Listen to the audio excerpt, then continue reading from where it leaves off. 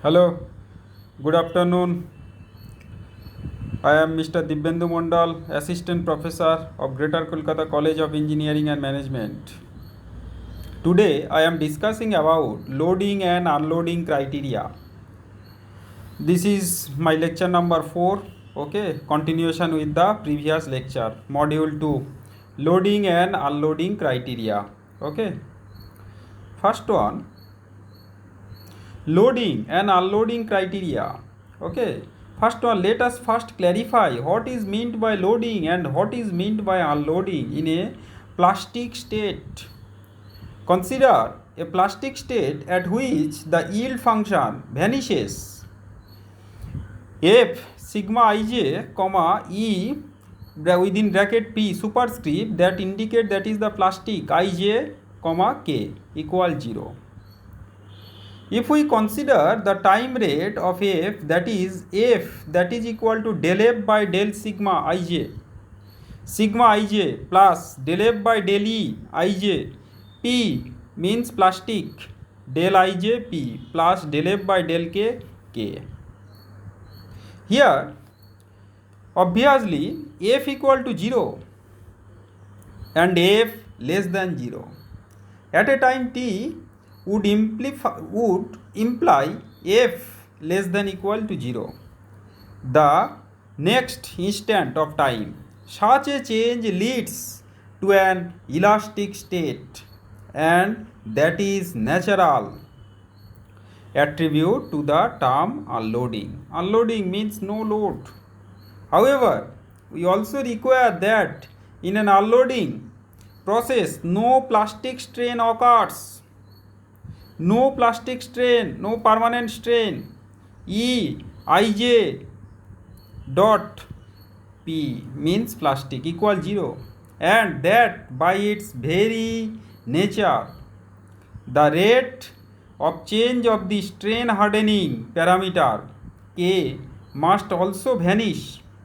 Hence, by equation we stipulate that the criterion for unloading from a plastic state, that is del f by del sigma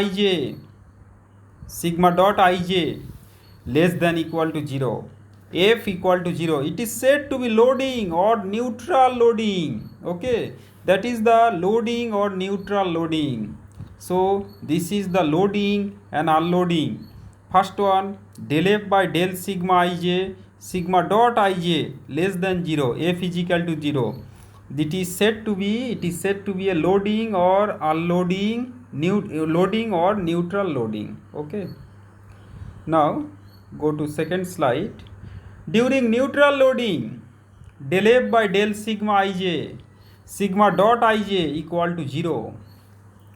F is equal to 0 during neutral loading. During loading, del f by del sigma sigma dot ij greater than 0. F equal to 0 during loading. Okay. The function f is called loading function because of its prominence in this loading criteria.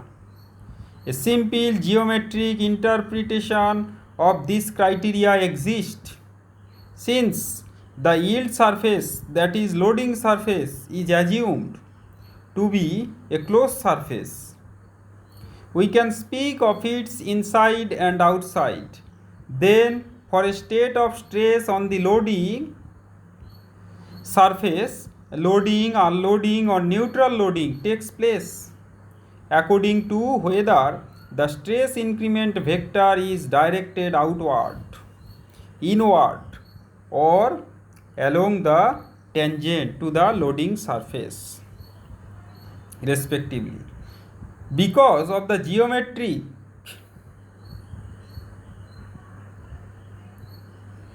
now our second topic, first one loading and unloading, second one is the isotropic stress theories. Okay, isotropic material is said to be isotropic. Isotropic means there is no orientation effect in the material. Okay, isotropic, almost same, isotropic. Okay, no orientation effect in the material. If the yield function f depends only on the invariance with respect to rotation of coordinates of stress, strain and strain history, then the plastic characteristics of a material is isotropic.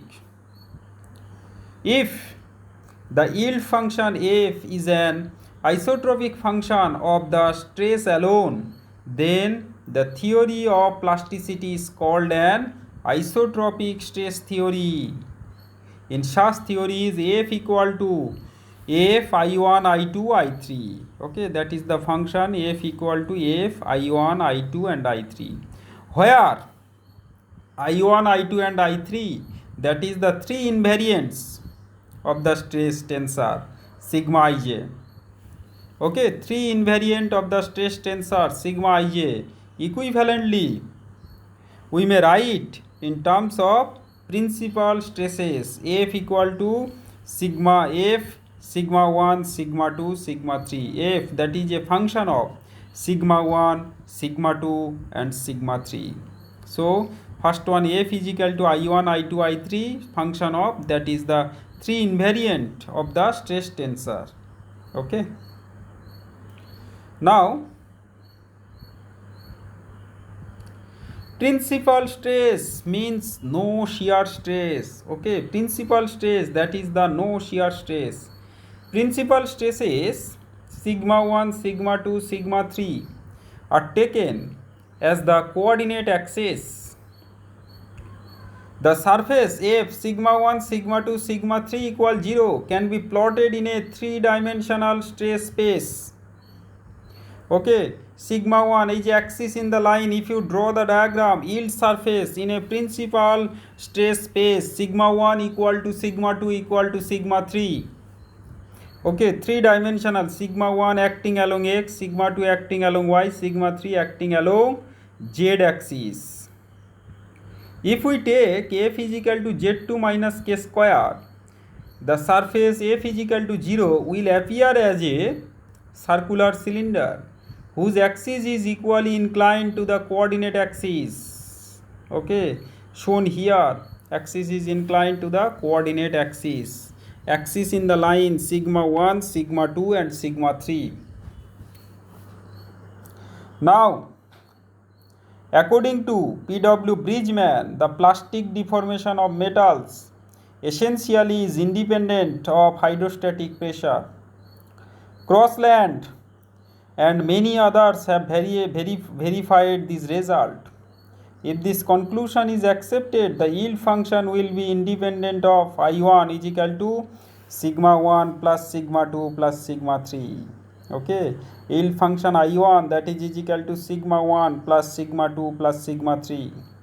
Then it is advantageous to introduce the stress deviation sigma prime ij equal to sigma ij minus 1/3 of sigma kk delta ij. Let J2, J3 be the second and third invariant of the stress deviation sigma dot ij, then f is equal to f j2 j3. Okay, so that is the von Mises took this one.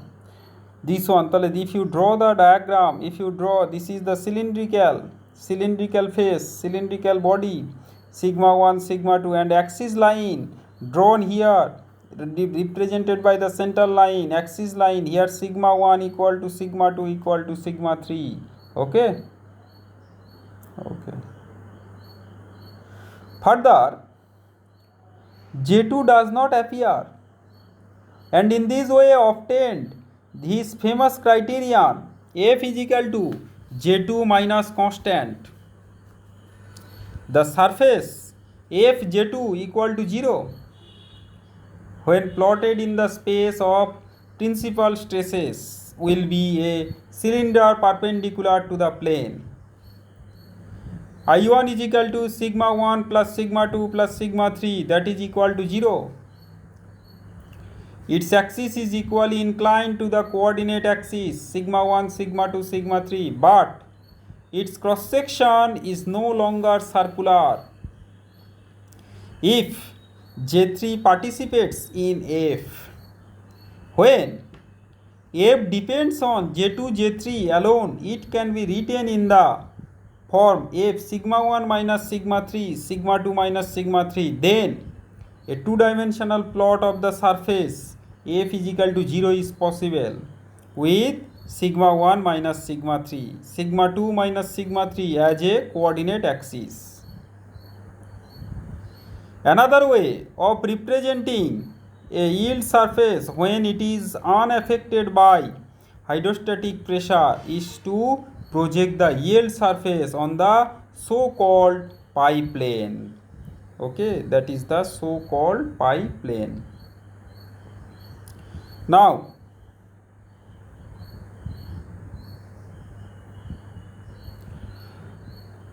very important, first one is the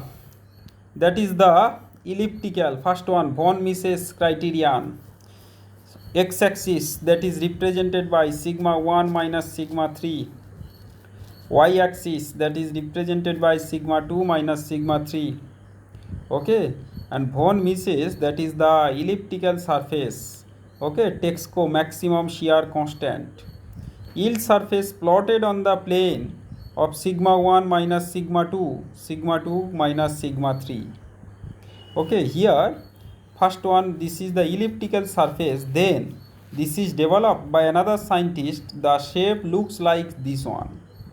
Okay, if you draw, this one is a square. Okay, and this one is a one line cutting the same intercept along x-axis, same intercept along y-axis. That is the crossing line, and then another one rectangle, this one, and then another one, this one, the line. Okay, sigma 2. So here yield surface plotted on the plane sigma 1 minus sigma 2 and sigma 2 minus sigma 3, and another one projection of the yield surface in the pi plane, that is the von Mises, and another one is the Tresca. This one is the Tresca. Okay, and the axis, one is sigma 1, another one sigma 2, another one is the sigma 3. Now sigma 1, sigma 2, sigma 3 equal to 0. For example, von Mises criteria would appear as a circle on this plane, and Tresca's criterion would appear as a regular hexagon. Tresca, that is a regular hexagon. This one is a regular hexagon. Okay, regular hexagon. The pi plane projection will be used extensively below in discussing the flow and hardening rule. Okay, in plasticity. Okay, so this is the very important one, is the von Mises, another one is the Tresca.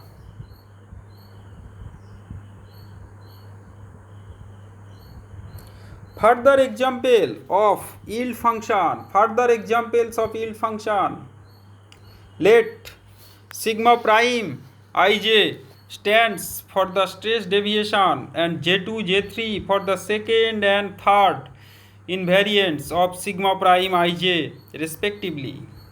Von Mises and Tresca's yield function discussed previously in simply initial isotropy and equality of tensile and compressive yield stresses at all stages. Here F is equal to capital F J2 J3 minus k square.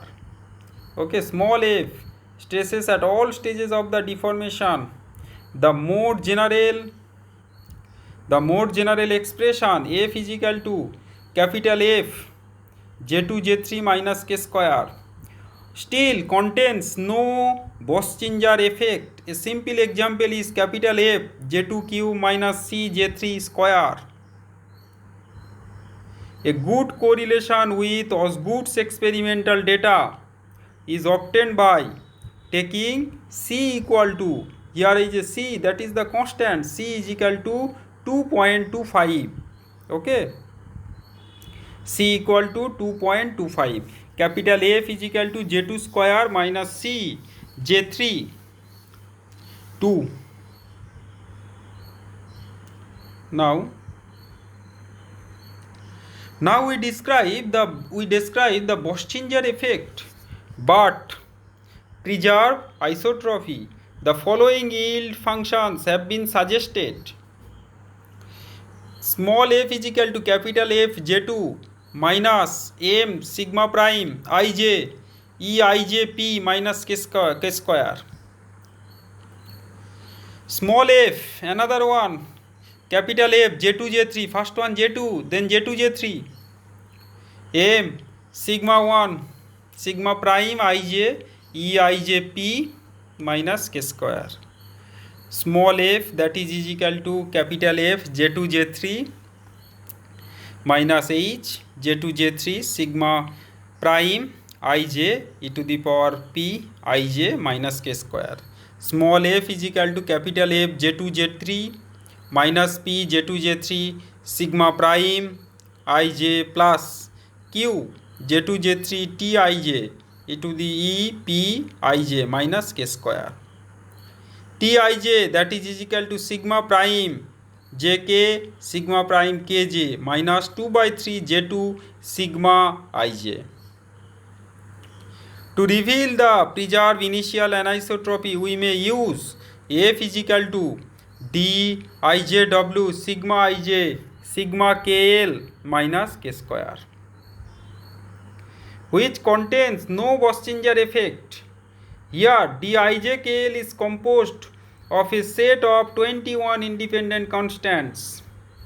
Due to the symmetry condition, dijkl equal to d klij jikl dijlk. Okay, if you reverse this one, no change, all are equal.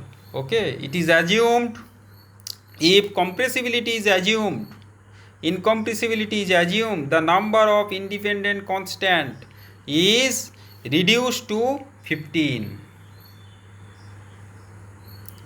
Now,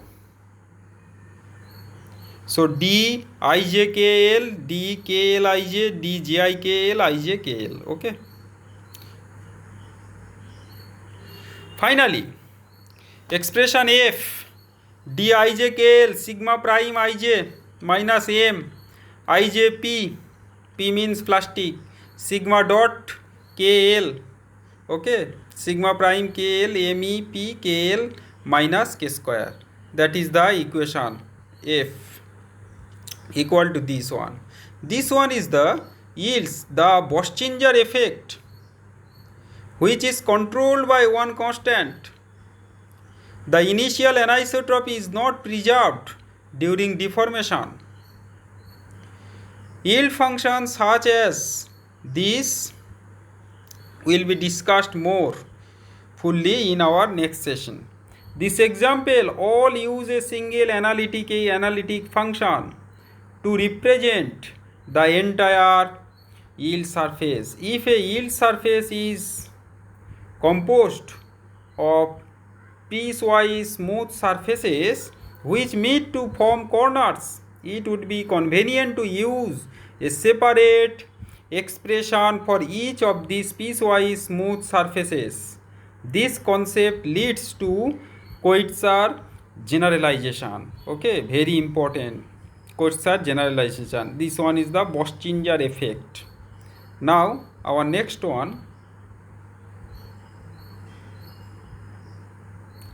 work hardening, Drucker's definition. Okay, so work hardening in a simple tension experiment means that the stress is monotonically increasing functions of increasing strain. To generalize this concept, DC Drucker considers the work done by an external agency which slowly applies a set of self-equilibrating forces and then slowly removes them. This external agency is to be understood as entirely separate and distinct from the agency which causes the existing state of the stress.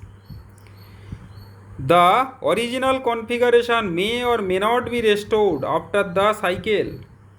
Work hardening is then defined to mean that for all such added sets of stresses, a positive work is done by the external agency during the application of the stresses, and the net work performed by it over the cycle of application and removal is either 0 or positive.